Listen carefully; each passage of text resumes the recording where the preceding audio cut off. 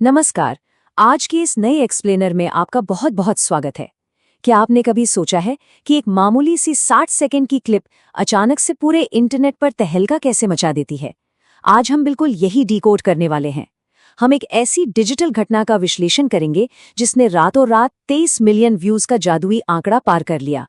यह सिर्फ कोई तुक्का या संयोग नहीं है दोस्तों, इसके पीछे एक बहुत ही सॉलिड और दिलचस्प रणनीति है जिसे समझना किसी भी डिजिटल क्रिएटर या दर्शक के लिए बहुत रोमांचक होने वाला है।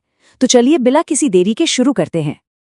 अब सबसे बड़ा और बुनियादी सवाल जो हमारे दिमाग में आता है वो ये है, एक सिर्फ 60 सेकंड की छोटी सी क्लिप लगभग 23 मिलियन यानी 2.25 करोड़ लोगों तक आखिर पहुंचती कैसे है? जरा सोच कर देखिए। आज के इस डिजिटल दौर में जहां हर एक सेकंड में लाखों नई क्लिप्स अपलोड हो रही हैं, वहां किसी एक कंटेंट का इतने बड़े हुजूम तक पहुंचना कोई छोटी मोटी बात नहीं है। आज हम इसी बड़े रहस्य से पर्दा उठाने वाले हैं और इसके पीछे छुपे हुए पूरे सिस्टम को बारीकी से समझेंगे। तो चलिए बढ़ते हैं हमारे पहले भाग की तरफ, एक वायरल घटना। सबसे पहले उस असल कंटेंट को देखते हैं जिसने ये आग लगाई है। इस पूरे डिजिटल चमत्कार के केंद्र में जो कंटेंट है उसका नाम बहुत ही साधारण सा है, रानी और दासी मॉरल स्टोरी। इसे 18 नवंबर 2024 को @abc वर्षा नाम के एक क्रिएटर ने पब्लिश किया था। अब यहाँ सबसे मजेदार बात क्या है पता है? इसका नाम। रानी और दासी सुनते ही हमें वो बचपन की पुरानी लोक कथाएं याद आ जाती हैं, है ना?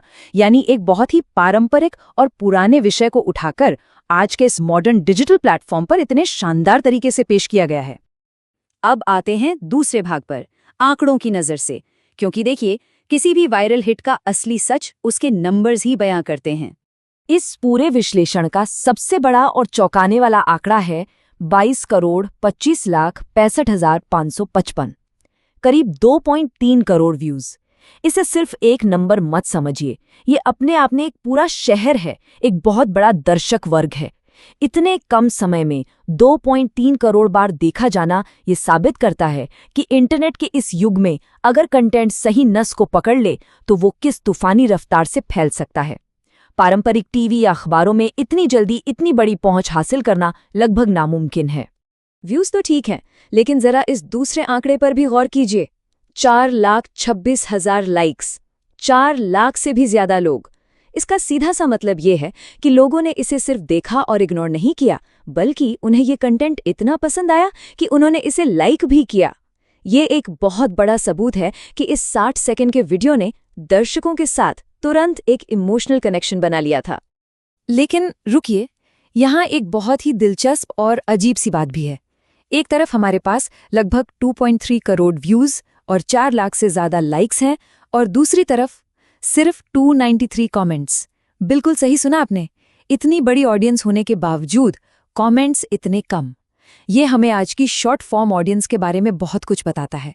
दर्शक बस वीडियो देखते हैं, पसंद करते हैं और स्वाइप करके आगे बढ़ जाते हैं। वो रुककर बातचीत करने या अपनी राय लिखने में ज्यादा समय बर्बाद नहीं करते।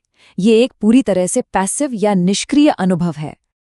चलिए अब चलते हैं हमारे तीसरे भाग पर, SEO इंजन। अब हम उस छुपी हुई तकनीकी मशीनरी को डिकोड करेंगे जो इस वीडियो को लोगों के फोन्स तक पहुंचा रही है। अगर आप इस वीडियो के डिस्क्रिप्शन में जाएंगे तो आपको वहां योर क्वेरीज का एक बहुत बड़ा जंजाल दिखेगा। लेकिन अगर हम एक डिजिटल जासूस की तरह इसे ध्यान से देखें तो इसमें एक बहुत ही शार्प रणनीति नजर आती है। क्रिएटर ने हवा में तीर नहीं चलाए हैं, उन्होंने बाकायदा इसे अलग अलग हिस्सों में बांटा है। जैसे पारंपरिक दर्शकों के लिए फोकटेल्स और लोक कथा का इस्तेमाल किया, लोगों के इमोशंस को पकड़ने के लिए सस्पेंस कहानी और इमोशनल स्टोरीज डाल दिए, और फिर सीधे टारगेट ऑडियंस के लिए बच्चों की कहानी लिख दिया। मतलब कहानी सुनने में जिसकी भी थोड़ी सी दिलचस्पी हो सकती है, क्रिएटर ने उन सबको अपने जाल में ले लिया। स्मार्ट है ना?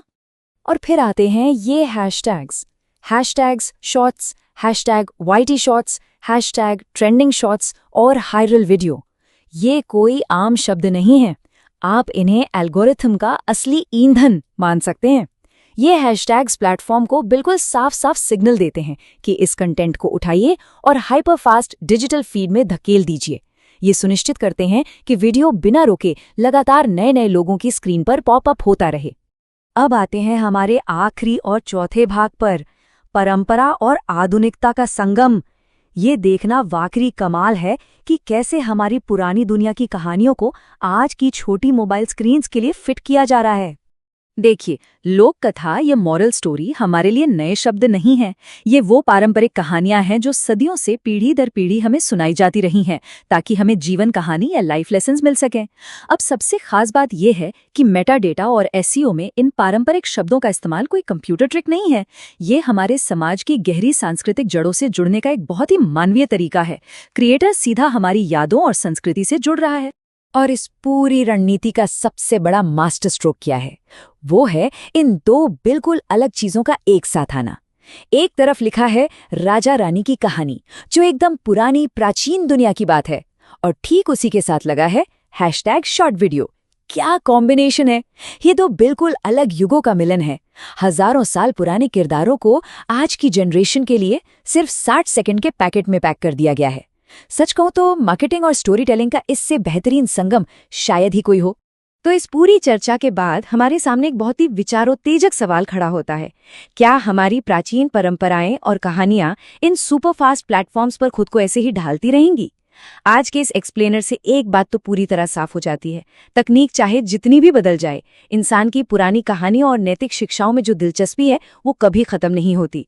और जब हमारी ये प्राचीन कला आज के मॉडर्न एल्गोरिथम से हाथ मिलाती है, तब जाके 23 मिलियन व्यूज वाली ऐसी घटनाएं जन्म लेती हैं। आज के इस एक्सप्लेनर में बस इतना ही। हमारे साथ जुड़ने के लिए आपका बहुत बहुत धन्यवाद।